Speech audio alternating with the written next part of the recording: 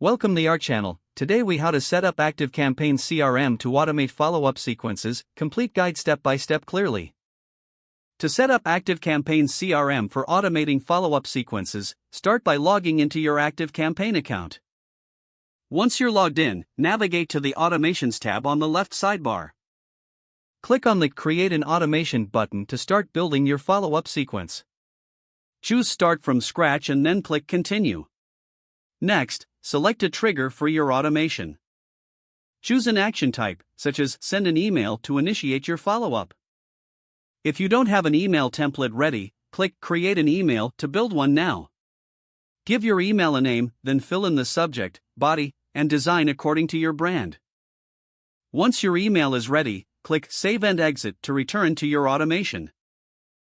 Continue adding actions by clicking the plus icon where you need additional follow-ups. You can set delays by choosing wait and specifying the duration before the next action occurs.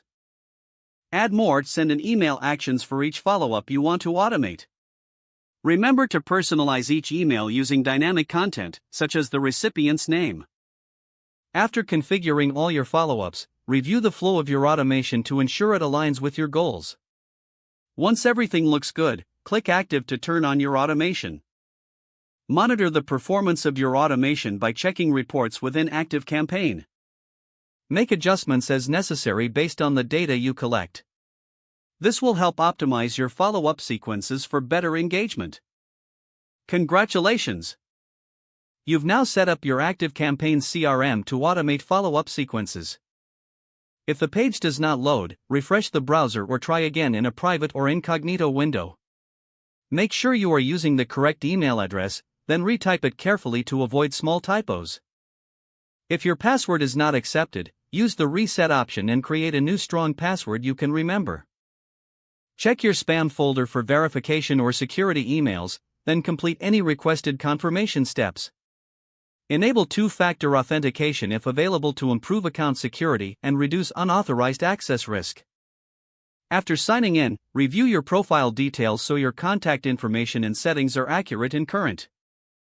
If you see an error message, note it down and try again after restarting your device and internet connection.